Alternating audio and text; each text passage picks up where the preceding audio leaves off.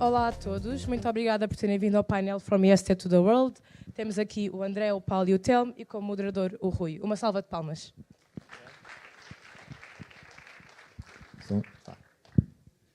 Ora, muito boa tarde. Bem-vindos então a este painel. Queria começar, se calhar, por pedir-te uma apresentação e aquilo que estão a fazer atualmente, a empresa que representam, começando aqui pelo Telmo. Sim. Obrigado. Queres que fale também do percurso? Sim. Não, isso já lá vamos. Já lá vamos. Pronto, só o que estou a fazer agora então. Pronto, então o meu nome é Telmo Pires. Eu trabalho na área de Machine Learning já há alguns anos e atualmente estou numa startup que confundei com alguns colegas e amigos, chamada Equal, que se foca em desenvolver tecnologias de inteligência artificial para o domínio legal. Posso elaborar mais um bocadinho, mas... Sim, do passado também. O passado? Sim, o percurso, até agora, um bocadinho. O percurso que fiz até agora, eu pensava que isso seria depois. Pronto. Em termos de percurso, ora, eu graduei-me do técnico em 2016. Na altura tirei aeroespacial. Já no tempo da tese comecei a trabalhar na parte de Machine Learning. Foi aí, pronto, a minha primeira introdução mais séria. Quando terminei, comecei a trabalhar na Unbabel, que na altura era mesmo aqui ao pé do técnico, na área de processamento de linguagem. Provavelmente vocês já ouviram falar na empresa. E pronto, estive na Unbabel 1 ano e meio, foi uma experiência muito positiva, aprendi imenso. Uma empresa em crescimento muito rápido, em particular naquela altura, quando eu entrei, éramos cerca de 40 pessoas e saí um ano e meio mais tarde, já com 120, qualquer coisa assim desse género. Quando eu saí, foi aí que também saí de Portugal, foi a minha primeira experiência fora. Fui para Nova York, para a Google. Na altura a Google tinha um programa que era a Google AI Residency e eu fui um dos aceitos. Pronto, na Google estive lá 2 anos e um bocadinho. Acabei por sair na altura, maioritariamente por razões também de Covid, mas na Google pronto, trabalhei em vários projetos, maioritariamente também na área de linguagem, se bem que também fiz algumas coisas na área de Computer Vision e posso elaborar um bocado mais sobre isso, se calhar mais tarde. Depois disso, então, quando saí da Google, troquei para a Apple e fui para a equipa de Machine Translation. Todos vocês que usam Mac ou iPhone podem ter-se apercebido que, por exemplo, o Safari, quando vão a um site que não está em português, ele sugere fazer uma tradução. Pronto, eu estava na equipa que desenvolvia os modelos por trás disso. E pronto, estive lá até ao final do verão do ano passado, a altura em que saí e que fundei a Equal, pronto, onde tenho estado desde essa altura. Já agora o que é que faz a Equal? O que faz a Equal? A Equal desenvolve tecnologias com inteligência artificial para advogados. A nossa ideia é... O trabalho que os advogados fazem, há certas partes que são repetitivas. Por exemplo, um cliente vai ter com uma empresa de advogados e dá-lhes um conjunto de documentos, por exemplo, vamos dizer, 20 mil documentos, por exemplo, sobre, sei lá, interações que tiveram com um fornecedor ou contratos que foram assinados. O que interessa é que é uma quantidade grande de documentos e o trabalho da firma vai ser analisar esses documentos para extrair e construir uma timeline de eventos que se passaram e pronto, usar isso para construir um caso contra a outra firma. E pronto, fazer essa análise de documentos é um processo que é muito lento e os advogados, em particular nos Estados Unidos, são muito caros. Para vocês terem uma ideia, um associate, que é tipo um advogado baixo nível, por assim dizer, um advogado júnior, é cobrado à empresa a $1000 por hora. E, ora, como isso é um valor muito caro, as despesas jurídicas nos Estados Unidos são muito elevadas. Pronto, e a nossa ideia é utilizar, em particular, os modelos mais recentes, como vocês já devem ter ouvido falar em Large Language Models. A nossa ideia é tentar utilizar essas tecnologias para analisar esses documentos e fazer uma pré-filtragem para os advogados, que depois podem, obviamente, não é, fazer uma análise desses documentos já filtrados e, pronto, assim tendo poupado uma quantidade significativa de tempo. Pronto, a nossa ideia não é substituir os advogados. Pronto, todas essas tarefas exigem um certo julgamento humano e acho que essa parte, pelo menos nessa parte, os modelos não estão lá, mas, em geral, acho que a tecnologia tem muito valor e vai possibilitar automatizar as tarefas mais chatas e repetitivas. Basicamente, a tirar emprego só os advogados, não, a ideia...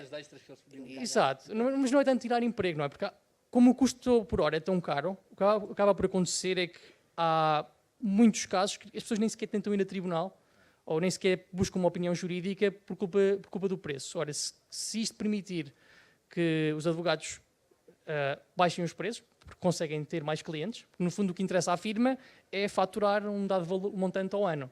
Não interessa se fatura esse montante porque faz 2 vezes mais horas a metade do preço. Pronto, a nossa ideia é essa, mas a empresa foi fundada no ano passado, ainda estamos num estágio relativamente inicial, estamos agora a tentar fechar a nossa primeira ronda de investimento. Obrigado, Paulo.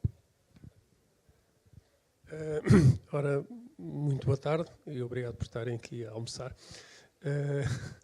O meu nome é Paulo Vilela, eu trabalho na Amazon Web Services há mais ou menos 5 anos.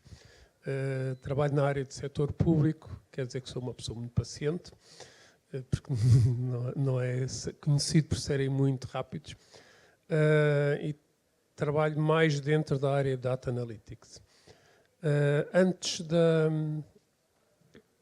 da AWS, eu estava em Londres, estive 7 anos em Londres, da segunda vez que eu lá estive, que eu estive lá 2 vezes. A primeira foi em suporte de comunicações Unix, muito especializado, e esta segunda foi trabalhar no Lloyds Bank, muito na área de Data Warehousing e Data Lake, que se eles estivessem a usar cloud, provavelmente teriam feito em 2 semanas o que fizeram em quase 2 anos, mas estou a exagerar um bocado. Mas pronto, também, os bancos também não são muito rápidos. Pronto, trabalhei em várias outras empresas. Quando saí do técnico, estive a trabalhar na NCR, que era uma empresa aí dos ATMs, mas tinham lá já sistemas Unix na altura, e na Unisys, a mesma coisa. E foi a minha primeira ida para fora, foi fazer suporte pelo Unisys. Depois podemos falar mais nisso, mas foi mais tranquila, porque foi uma transferência interna. Trabalhei na Sun Microsystems, foi a inventora do Java. Houve uma altura que eu andava por aí pelas universidades a dizer porque é que deviam usar Java. Agora, se calhar, podia estar a explicar porque é que deviam usar outras coisas, mas pronto, foi assim uma altura interessante. E daí, passando brevemente pelo Oracle, que comprou a Sun, tive, então, nessa vez da Inglaterra, do Lloyds Bank. E agora de volta a Portugal, na AWS. Ora, boa tarde a todos. Eu sou o André Carvalho, tenho 52 anos e trabalho na Tangível, que é uma empresa de User Experience Design. Mas se calhar fazendo assim, um fast forward de lá mais para trás, para explicar um bocadinho como é que eu cheguei até aqui. Eu fiz parte da primeira fornada de engenheiros informáticos do técnico, no I do ano de 1994, parece velho assim. E durante esse período em que eu estive aqui no técnico foi muito interessante porque pude fazer muitas outras coisas para além do curso, uma das quais foi ingressar numa coisa que curiosamente ainda existe e está de belíssima saúde, que é a Junitec, as Júnior Empresas do Instituto Superior Técnico, bem no início. E contando a história rápida, começámos a entusiasmar-nos por algumas coisas que depois deram origem à primeira empresa que saiu da Junitec e que foi lançada pela Junitec, que era a Mega Média. E que era o quê? Era uma empresa que apanhou aquela primeira geração da web e que fazia coisas offline ainda, porque ainda começou antes, mas acima de tudo fez muita web da primeira geração. Eu estive envolvido na maior parte dos websites das maiores empresas deste país quando ainda pescavam, percebem isso, não é? Portanto, quando ainda eram de primeira geração. Pronto. Outra das coisas engraçadas que eu fiz aqui no técnico, embora já tinha pouco tempo e a minha participação foi menor, foi numa coisa chamada Semana Informática do Instituto Superior Técnico, que foi a primeira edição da Sinfo. Sinfo quer dizer Semana Informática, para quem não sabe. E foi muito interessante, porque na altura criámos o conceito, e o conceito não era de todo uma conferência, acho que evoluiu maravilhosamente, e estou muito orgulhoso, para dizer a verdade. Era um conjunto de talks, e a motivação foi uma motivação muito pragmática, como qualquer engenheiro, que era precisávamos de financiar a nossa viagem de final de curso, que era para um sítio distante, que era a Venezuela. Portanto, precisávamos de pedir dinheiro a algumas empresas e elas queriam falar aos futuros engenheiros e, portanto, foi isso que fizemos. E, portanto, muito contente de estar aqui na Sinf 31, caramba. Pronto, resumindo, essa empresa cresceu, a Mega Média cresceu bastante. Ali, por volta do ano 2000, era uma espécie de uma pequena estrela à nossa escala portuguesa, fazia tudo o que era web e outras coisas multimídia, e à semelhança daquela bolha do .com que existiu no ano 2000 e tal, nós vendemos a empresa, em linguagem de hoje em dia chama-se um exit, ok? Na altura não era um exit, era um enter, não é? Era um enter numa outra realidade que foi a Portugal Telecom. Aliás, curiosamente, na altura fomos comprados pela Portugal Telecom mais o Banco Espírito Santo. Na altura dava currículo, hoje em dia dá cadastro.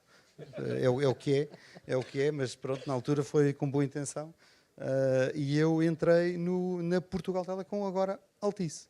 Pronto, entrei aí, fui diretor de uma série de áreas tecnológicas numa coisa que era a PT Sistemas de Informação, enfim, era o braço de IT da Portugal Telecom, aprendi imenso, e depois quando aquilo começou a abanar, resolvi sair, em 2014/15, resolvi sair e voltei às pequenas empresas, já estava farto de grandes empresas, e criei uma empresa que se chama Spark 2D, embora o nome comercial que usemos é outro, porque um engenheiro a dar nomes às empresas é péssimo, que é a iPhone, que se juntou depois a uma outra empresa existente, que é a Tangível, também criada por um ex-colega do técnico, daqueles colegas que a gente não vê durante mais de 10 anos e de repente estão a fazer coisas incríveis, que é o José Campos, e que vive em Viseu, e que era meu colega da Leica, aqui do técnico, e que tinha criado a Tangível como a primeira empresa de User Experience Design, na altura chamava-se Usabilidade, em Portugal, em Coimbra. Ele vive em Viseu, mas dava aulas na Faculdade de Coimbra, e estava numa altura de querer dar o salto para a empresa, e nós éramos muito complementares. Então juntámos as duas empresas e criámos aquilo que é hoje em dia o Grupo Tangível, que de uma forma muito rápida é um grupo de consultoria que começou, quando juntámos as duas empresas, com 12 pessoas. Hoje em dia vamos com 160 e qualquer coisa, e trabalhamos para muitas grandes marcas portuguesas e não só. E para contar a história muito rápida, alguns de vocês podem ter no bolso o MBWay. O MBWay é um exemplo das apps que nós desenhamos. Okay? Nós não implementamos, essa parte do meu passado já lá vai, o implementar. Nós desenhamos. E, portanto, eu hoje em dia já trabalhei com muitos engenheiros. Eu hoje em dia trabalho com designers, também já na primeira empresa, na Mega Média, eu fazia, e hoje em dia trabalho com psicólogos e antropólogos, que, como eu digo, mas eu sou engenheiro, sou um bocado básico, são as pessoas que percebem de pessoas. Não é? Pronto. E o que nós fazemos, User Experience Design, é precisamente isto, pôr o mundo mais fácil de ser utilizado pelas pessoas. E para isso é preciso criar tecnologia que se adapte às pessoas e nunca o contrário. E a engenharia, às vezes temos um bocadinho essa tendência, é preciso pensar do outro lado. Mas já me alonguei um bocadinho. Não, foi ótima a experiência. Pelo que eu observei, estamos perante 3 gerações de alunos do ISTE, cada um com o seu percurso profissional. Era exatamente essa experiência que eu gostava que passassem aos alunos, que estão-se a formar agora e estão prestes a formar. Que conselhos é que podem dar, a importância que foi então a passagem aqui pelo ISTE, pelo vosso percurso profissional? O que é que vos possibilitou e a portas que abriu? Começa aqui, se calhar, pelo André. Pelo Telmo, peço desculpa. Faz mal. É sempre complicado dar conselhos. Agora, o técnico, sem dúvida, tem bastante valor. E nem é tanto as coisas que vocês estão a aprender. Eu, no meu caso, como disse há bocado, tirei aeroespacial. Trabalhei toda a minha carreira como engenheiro na parte de Machine Learning. O meu trabalho é programar, fazer análise de dados, desenvolver modelos, fazer todo esse tipo de coisas. E as bases que aprendi no técnico, obviamente foram úteis, mas no fundo o que vocês estão a aprender é a aprender. Não é tanto as disciplinas que vocês estão a ter que vão ser muito importantes. Daqui por 5 anos ninguém quer saber da nota que vocês tiveram em programação de sistemas, ou outra disciplina que tenham agora, ou em ACED. Não sei se a ACED ainda existe, por acaso. Já acabou. Pena. Cálculo 3. Ok. Faz sentido, pronto. Nós tínhamos cálculo 1, cálculo 2 e depois era ACED. Portanto, acho que o importante é isso, é focarem-se em aprenderem métodos de trabalho, que eu posso dizer é uma coisa que não tinha antes de ir para o técnico. Depois, 2, é essa capacidade de aprender rápido, e isso vai ser super importante em tudo o que vocês forem fazer a seguir. Fora isso, depois foquem-se em aprender, sítios que vos facilitem aprender. Eu, quando terminei no curso, tive algumas ofertas distintas e acabei por escolher a oferta que era mais baixa. Não porque seja masoquista, mas porque das ofertas que tive, achei que era o sítio que, era o sítio também onde eu estava mais interessado. E 2, era o sítio onde eu achava que ia aprender mais na área em que estava interessado, comparado com os outros sítios. E, no fundo, acho que foi um bocado isso. E, se tivesse de dar um conselho, seria esse. Não sei se isto... Não, é ótimo. Vamos cruzar aqui com as mais opiniões. Não, eu concordo com o que o Telmo diz. Eu, por acaso, fiz primeiro o ISEL e depois, pelo meio, tirei uma especialidade chamada Canhões Anticarro quando estive na tropa, que dá muito jeito no trânsito de Lisboa. E depois fiz o técnico à noite. Eu, entretanto, tinha feito um estágio na minha breve carreira em investigação no Laboratório Nacional de Engenharia e Tecnologia Industrial, que agora se chama INETI, e vi que havia uma distinção muito grande entre quem só tinha o bacharelato na altura e quem tinha a licenciatura na altura. Agora isso já se esbateu, mas eram carreiras completamente diferentes até ao fim da vida. Foi isso que também me fez ir para o técnico. Isto porque eu, na altura que fui para o ensino superior, estava indeciso entre duas coisas muito parecidas. Uma era Sociologia e outra era Informática. Portanto, vou fazendo um bocadinho das duas, já posso falar um bocadinho mais sobre isso. Mas, da primeira vez que eu estive fora, foi mais fácil em termos de transferência, porque foi uma transferência desde a mesma empresa, mas isso só depois de eu me ter despedido e ter conseguido um visto numa outra empresa e na altura disseram, na minha empresa, que era a Unicis, disseram, se te vais mesmo embora, então a gente transfere-te. E essa vez, uma das coisas que foi importante foi uma formação que eu tinha feito, uma certificação em Enterprise Architecture, que em Inglaterra é muito bem vista, e assim como para entrar na AWS, se calhar uma das, para além de toda a carreira, para além do que eu fazia em Data Analytics em Inglaterra, o que foi fundamental foi ter feito a certificação em arquitetura da AWS. Portanto, tudo o que vocês puderem acrescentar em cima de uma boa formação no técnico ajuda imenso a diferenciar. Porque, pronto, não sei neste momento quantos alunos é que saem do mestrado do técnico, mas como é que quem está, pensa, quem é que está a selecionar as pessoas? Eu posso falar do método de seleção na Amazon Web Services, que é muito diferente de tudo que eu vi noutros lados, mas uma das coisas é o que é que essa pessoa tem de diferente, o que é que essa pessoa acrescenta para além do que fez. Obviamente, se tiver sido um mau estudante, também não entra, mas partindo do princípio que uma pessoa tem um nível bom, tudo que contribuir para diferenciar é o que ajuda, de facto, uma pessoa a entrar numa empresa. E no caso da AWS, uma das coisas é, se vocês tiverem uma certificação da AWS, podem arranjar emprego aqui, ou em França, ou na Inglaterra, ou nos Estados Unidos, porque é como estas certificações informáticas, qualquer uma delas, incluindo, por exemplo, a de Enterprise Architecture, é válida em todo o mundo. Portanto, isto abre-lhes, de facto, o caminho do From IST to the World. Muito bem, obrigado. Olha, então, ainda bem que eles falaram primeiro, assim eu pude pensar, não é? Mas sobre algumas dicas, concordo absolutamente.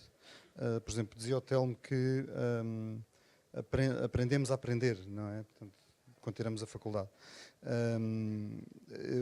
Eu acho que é isso e até ainda mais. Reparem, o técnico, se calhar a maior parte dos que estão aqui são do técnico, embora possa haver alguns que não. Em geral, as universidades portuguesas são muito boas, o técnico é uma marca fortíssima, mesmo fora de Portugal, claramente. E o técnico, para mim, ensinou-me que eu podia fazer muitas outras coisas, podia aprender coisas rápidas, etc., mas absolutamente estruturou-me a cabeça. Ou seja, a minha vida toda vou precisar de capacidade analítica e eu treinei-a aqui. Ok, posso não usá-la para as mesmas coisas, mas a capacidade é a mesma. Okay? Partir o problema às postas, analisar o caminho crítico, perceber o que é mais importante, prioridades. Esta parte analítica aprende-se aqui. Agora, conselhos sobre o que é que se faz a seguir ou o que é que se pode fazer a seguir. Primeiro, quero dizer que o curso que se tira não é de todo uma condicionante para o que vamos fazer a seguir. E, portanto, quem tem dúvidas se está no curso certo ou errado, relax, porque está tudo bem. Vou dar um exemplo. Eu tenho na Tangível colegas que são User Experience Designers, que vêm, bem, muitos vêm de design, não é? Pronto, mas que vêm de outros sítios. Por exemplo, ainda ontem falava com uma colega, eu falava que vinha aqui ao técnico, e ela disse, eu sou do técnico, eu olhei para ela, pois é verdade, esqueci-me, tu és engenheira química, mas é designer, ok? Tenho outra colega, que é do Porto, que é engenheira biomédica, mas também é service designer, certo? Portanto, não há problema em não irmos fazer aquilo absolutamente que estudamos. E não acho que seja tempo perdido, porque estivemos a estudar uma coisa que à partida gostámos, e isso deu-nos capacidades que vamos usar para a vida, mesmo que, no meu caso, eu nunca mais na vida tenha escrito programas com dezenas de parênteses de uma coisa chamada Lisp que se aprendia lá há muito tempo atrás, ok? Not a problem, ok? Não é um tema. Pronto. Portanto, conselhos. Primeiro, sejam apaixonados naquilo que fazem. E, portanto, procurem alguma coisa que vos apaixone. Vocês estão numa altura de vida onde não têm outras restrições que vão ter mais à frente. Portanto, procurem qualquer coisa que vos apaixone. O que é que eu quero fazer? Vão a entrevistas, falem com muita gente, e quando alguém vos atirar com qualquer coisa que vos faça brilhar os olhos, vão, não pensem mais. Não interessa ser o que mais paga, interessa ser o que mais faz brilhar os olhos. Acho que isso é que é mesmo crítico. Depois, mais à frente, vocês terão que tomar outras decisões, já contam com outros critérios. Tem que sustentar a família, tem que estar perto do sítio X por causa dos filhos. Pronto, isso são outras restrições. Aproveitem enquanto não há restrições dessas. Depois, segundo conselho, sejam altamente curiosos. Altamente curiosos. Quando vocês chegam a algum lado, vocês sentem-se muito pequeninos. Aí, estes gajos são todos espetaculares, e isto é muito forte e tal. Mas eles estão à espera que vocês, primeiro, conquistem o mundo, porque eles veem-vos como o futuro e, portanto, um ou outro podem desprezar-vos, mas eu diria que a maioria vai ver-vos como gente de imenso potencial e vão ajudar-vos. E a grande maioria das pessoas, quando alguém pede ajuda ou pergunta qualquer coisa, ajuda e responde e está interessado em ajudar-nos. Portanto, não se sintam demasiado pequenos, ok? Isso é mesmo importante. Entrem lá, arrogância claro que não, mas entrem e vão em frente com segurança, porque eu conheço muito mais casos em que isto correu bem do que eventualmente possa não ter corrido bem. Só dar aqui um outro tópico que eu acho muito engraçado, que é dizer-vos o que é que vão pensar de vocês, que é uma coisa engraçada, que é, contar-vos aqui um segredo, que é, toda a gente está com medo de vocês. Mesmo a sério. Porquê? Porque nós, velhos, estamos cheios de receio de uma coisa chamada geração Z, que são vocês. E posso-vos dizer que é super, super, super comum a conversa de esta nova geração, e depois vem uma discussão enorme à frente. Esta nova geração isto, esta nova geração aquilo. E porquê? Porque somos diferentes, os momentos são diferentes, e hoje em dia as pessoas com 20 e poucos anos têm preocupações distintas do que as que eu tive. Portanto, temas como o equilíbrio vida pessoal, vida profissional, talvez esteja diferente. Temas como a preocupação em alinhar os valores da empresa para onde eu vou com os meus próprios, talvez esteja diferente. E a malta mais velha sente isso e discute muito o tema. Pá, sente que, por exemplo, agora vou caricaturar um bocadinho, estes novos meninos que vêm acham que isto é tudo fácil e que não é preciso um tipo esforçar-se e querem ter muitas experiências. Isto é um sinal de receio e não de crítica, ok? É mais um sinal de receio do que de crítica. Portanto, é interessante para vocês, eventualmente, perceberem que assim vai ser e reagirem a isto. Okay? E como é que reagem? Bem, primeiro, percebendo que as pessoas que vos vão contratar estão à espera que vocês se esforcem, okay? Que deem o litro. Talvez já não seja como antigamente, quando tipo ia para uma consultora e o trade que existia era muito fácil, era tu trabalhas até morrer e eu ensino-te o que é uma empresa. Era mais ou menos isto, ok? Eu acho que agora a parte do até morrer já não está lá, até porque a malta ir-se embora primeiro, mas ainda está um bocadinho aquela coisa do, pá, há aqui um trade à mesma, não é? Eu ensino-te alguma coisa, pá, mas tu tens que mostrar que te esforças, ok? E eu, by the way, esforço-me a tentar perceber porque é que tu és um bicho diferente do que eu era, não é? Pronto. Portanto, isso ainda está lá um pouco. Portanto, se vocês souberem disto, acho que vão poder reagir mais. Epá, e se calhar, para não monopolizar aqui, vamos... Não, ainda como parte dos conselhos, digamos assim, temos aqui experiências no estrangeiro. A pergunta que se coloca, eu posso começar por si, Paulo, que é tirar o curso para trabalhar em Portugal ou no estrangeiro. Temos boas oportunidades atualmente em Portugal, ou as multinacionais estão em todo lado, inclusive em Portugal. Temos agora com a Covid a invenção do teletrabalho que facilitou imenso o trabalho remoto, mas é uma preocupação. A minha filha está no primeiro ano também da universidade a tirar design e ela já começa a estar atenta ao que é que se espera no futuro, que empresas é que ela pode entrar ou não. Mas ao mesmo tempo há esta, ficar em Portugal, estrangeiro. Por outro lado, vemos que o problema das empresas grandes começarem também a fazer grandes despedimentos que assustam um bocadinho quem está a começar e como é que se pode, digamos assim, a calcular ou aconselhar as pessoas a não terem medo, digamos assim, do futuro que lhes espera? Paulo, começando por si. A primeira coisa que eu diria era que ter uma experiência de trabalho fora de Portugal acho que é muito importante. Eu, por mim, fazia quase como um serviço militar, vão trabalhar no estrangeiro para aprenderem coisas novas. Por exemplo, em Inglaterra, uma das coisas que eu aprendi, para além do meu chefe pedir desculpa se chegava um minuto atrasado às reuniões, era, por exemplo, o conceito de risco. Ou seja, havia um projeto e qual é o risco disto correr mal? Se fosse em Portugal, não, isto vai correr tudo bem. Em Inglaterra aquilo cá nos desenrascamos, não é? Não era bem assim. Depois, cá nos desenrascamos. Se não puseste risco nenhum é porque está mal feito. Porque de certeza alguma coisa pode correr mal e tu tens que prever o que é que pode correr mal e mitigar. Portanto, uma pessoa aprende, isto é um exemplo de coisas que uma pessoa aprende. Para além de aprender, agora acho que não é tanto, mas antigamente havia uma questão de em Portugal é tudo mal, lá fora é que é tudo bom, e uma pessoa quando vai para fora percebe que não é assim. Portanto, eu acho que isto é útil. Depois de alguma experiência lá fora, depois se calhar o ideal é estar a trabalhar cá com ordenado lá de fora. Por exemplo, que é o que tem a minha filha, teve um emprego em design em Inglaterra, voltou e continua a trabalhar para uma empresa inglesa com ordenado em inglês. Portanto, isto é o fantástico. O melhor dos dois mundos. Isso não quer dizer que uma pessoa não consiga, e é como estava o André a dizer, o que uma pessoa tem que ver principalmente é onde é que está bem. Eu acho que isso é de facto o principal. Uma pessoa tem que se sentir bem no sítio onde está e conseguir evoluir e achar que está a evoluir. Porque uma pessoa sai daqui e evolui muito depressa, e se estiver num sítio onde não está a evoluir, melhor é arranjar para outro sítio, se conseguir. Ir para fora pode ser fácil, agora, por exemplo, a Inglaterra é mais difícil, porque da primeira vez que eu fui, Portugal não estava ainda estava já nas comunidades europeias, ainda não era a União Europeia, mas era preciso um visto, como agora também é. E tive que arranjar uma empresa que dissesse que este senhor vem cá fazer uma coisa que mais nenhum inglês consegue fazer.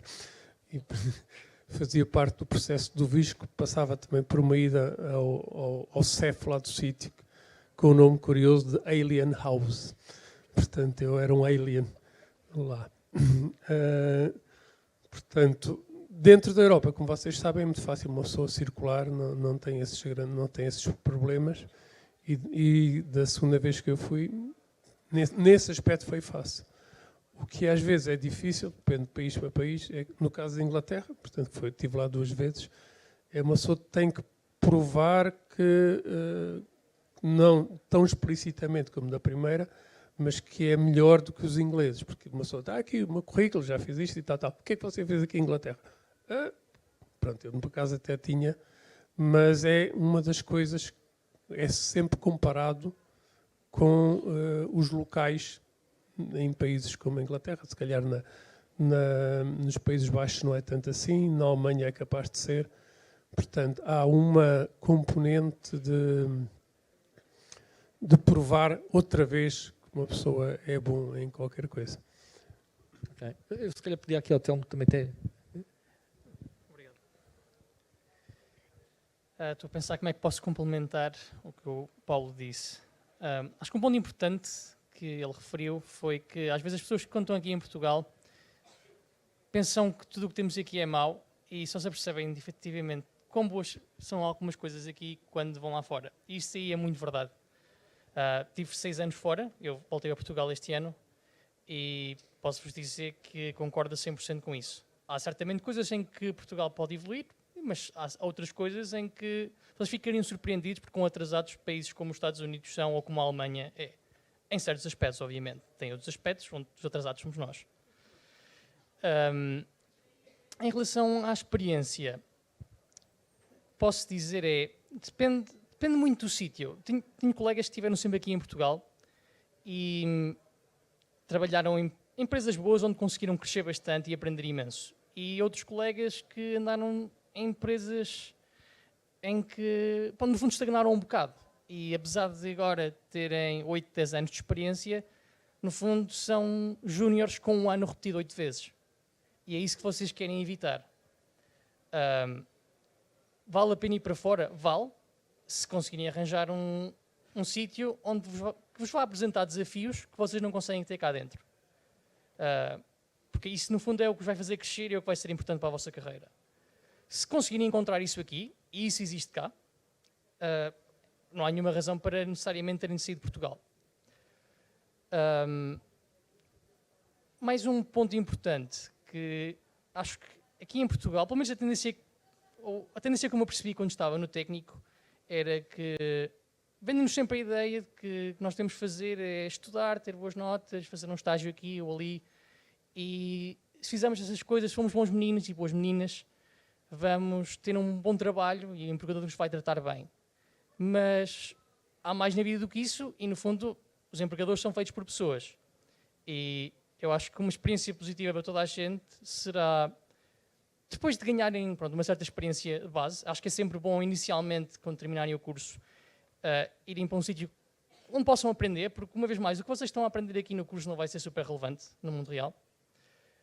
Mas depois de terem essa experiência base, sei lá, por exemplo, vocês trabalham agora durante 3, 4 anos numa empresa, acho que tentarem criar algo vosso também é algo importante, porque vai-vos permitir focar-vos em coisas que vos interessam, em coisas que vocês acham que são importantes, e 2, vai criar outras oportunidades para pessoas que estão na vossa situação agora. E pronto, eu acho que isso é importante. Eu, quando entrei para o técnico, lembro-me na altura de me questionar o que é que eu vou fazer quando terminar. E, efetivamente, não via grande saída. Aliás, os meus pais não queriam que eu viesse para a engenharia, porque achavam que a engenharia não tinha saída. Medicina era o único curso com saída. Agora a minha irmã foi para a medicina e acho que já se aperceberam que não é assim tão verdade.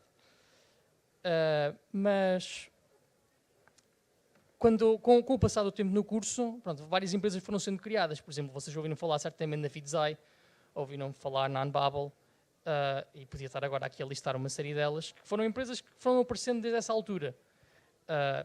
E acho que a coisa que nós, malta mais velha, podemos fazer é criar as empresas da amanhã, que vão ajudar a formar os próximos engenheiros e engenheiras, e não só, obviamente, pessoas com outras competências, e também ajudar a desenvolver o país. Porque, pronto, é a coisa que falta um bocado em Portugal, é essa capacidade produtiva, ou de indústria. E, pronto, acho que já falei aqui demasiado. Se calhar passa ali Se o André tiver a perspectiva também. Olha, para mim é mais ou menos fácil complementar o que o Paulo e o Telmo disseram, porque eu sou diferente deles em que eu não estive lá fora e voltei. Mas também tenho outras coisas engraçadas. Por exemplo, eu pago salários, pago 160 salários. E posso-vos dizer que tenho um bocado de vergonha dos salários que pago, porque são demasiado baixos. E é um problema que o nosso país tem sério, é que ainda tem salários muito baixos face aos mercados com que nos comparamos. A minha opinião é, no entanto, positiva, no sentido em que, como a concorrência está tão forte nestas áreas mais qualificadas, reparem, se estivéssemos a falar de gente que serve à mesa em cafés, eu não diria de todo isto. Mas a concorrência é muito forte no nosso mercado entre quem trabalha para uma empresa portuguesa ou quem trabalha em Portugal para uma empresa estrangeira que está sentado no mesmo sítio, que é em casa, by the way, está sentado no mesmo sítio, só que faz o Zoom ou o Teams para um bocadinho mais longe. A concorrência é muito forte e concorremos todos pelo mesmo talento. Portanto, eu acho que isto vai tender a equalizar ou pelo menos aproximar. É a minha perspectiva. Agora, o que é que eu posso dizer mais? As distâncias hoje em dia estão mais curtas do que estavam há uns bons anos atrás. Ou seja,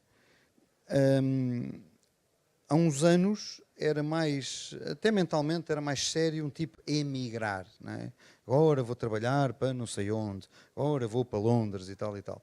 Eu hoje em dia vejo que vocês, na vossa geração, eu vejo pelas minhas filhas, são um bocadinho mais novas, mas as distâncias são muito mais curtas mentalmente. Portanto, um tipo apanha um Flixbus para o Porto ou apanha um avião para Londres. É parecido, o preço não é o mesmo, mas é parecido do ponto de vista mental. Portanto, às vezes é. Pronto. Portanto, o que é que eu queria dizer? Eu percebo que a questão, e estou completamente alinhado, que a questão do salário monetário, já vou falar do que é que quer dizer com isto, a questão do salário monetário no início da vida profissional é mesmo muito importante. Porque ganha-se 2 ou 3 vezes mais e isso faz toda a diferença para um tipo lançar, entre aspas, a vida e comprar casa e ter algumas posses e respirar e tal, e tal, e tal.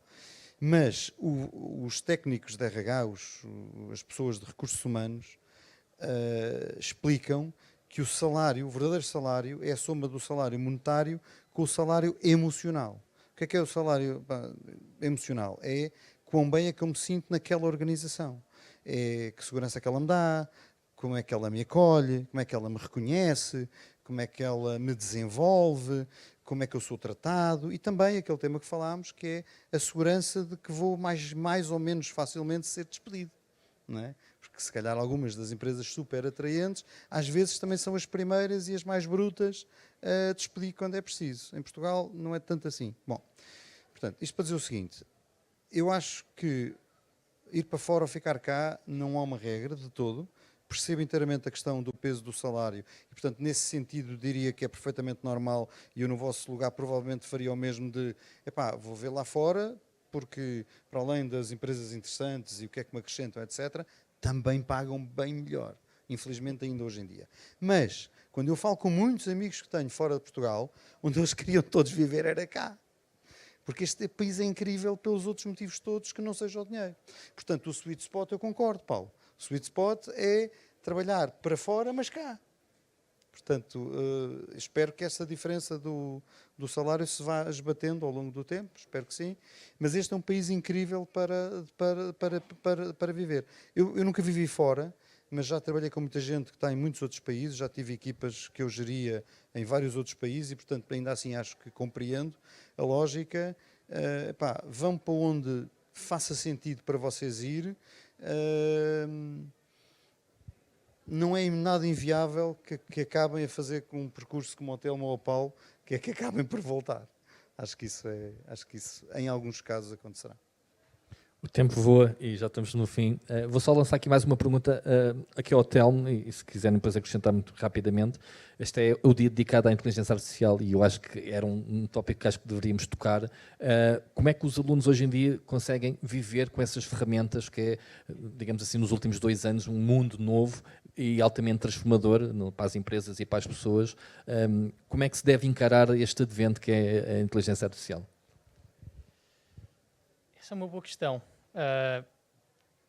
Não pensei muitas vezes nisso, mas posso responder essa pergunta de 2 formas. Há a forma de tentarem direcionar a carreira para trabalhar mais nessa área, ou a forma de tentarem utilizar essas ferramentas na carreira que escolham, qualquer que ela seja.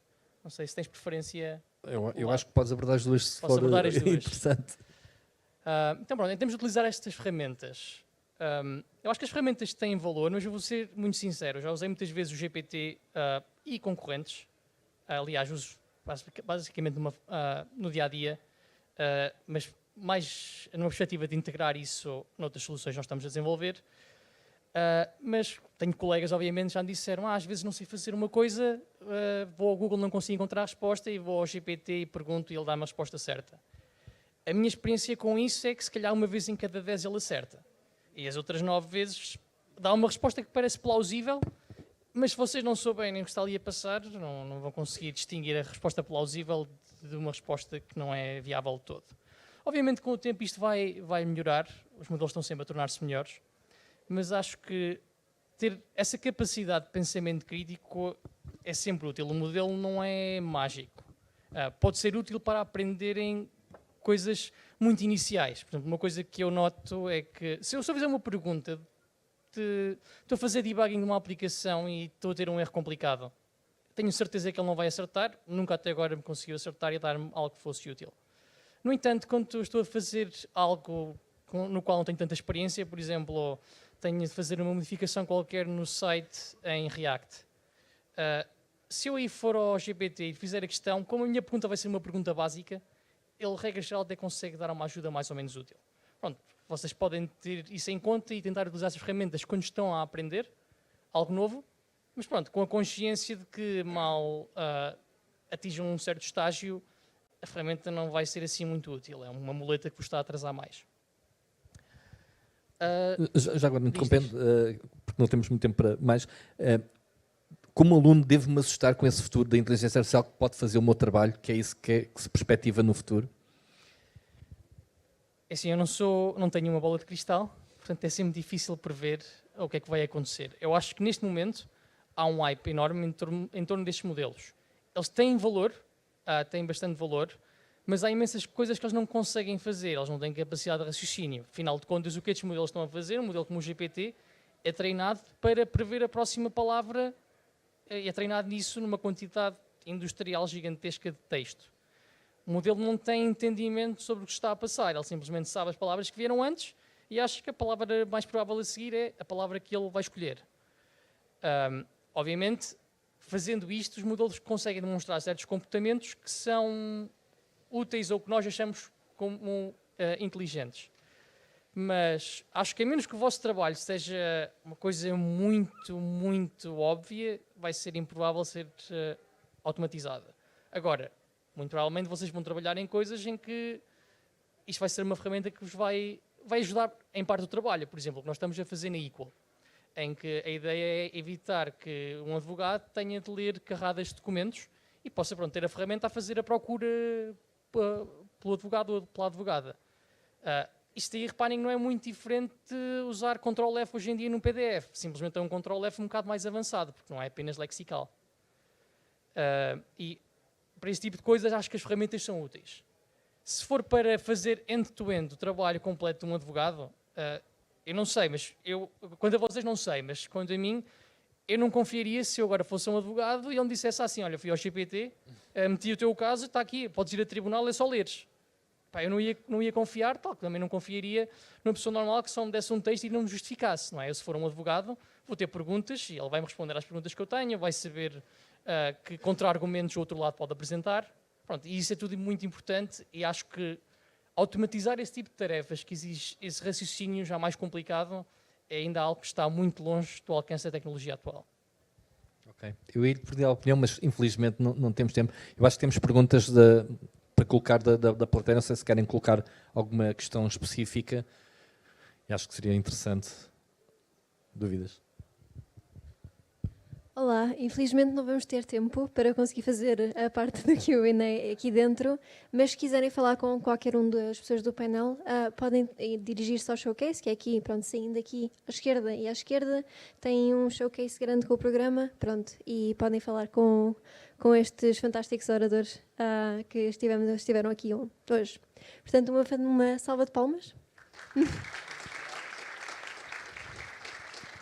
E vamos agora fazer o sorteio também do giveaway desta sessão, que é um bilhete do Festival de Verão que, se por acaso vocês também já não souberam, é um bilhete do Rock in Rio.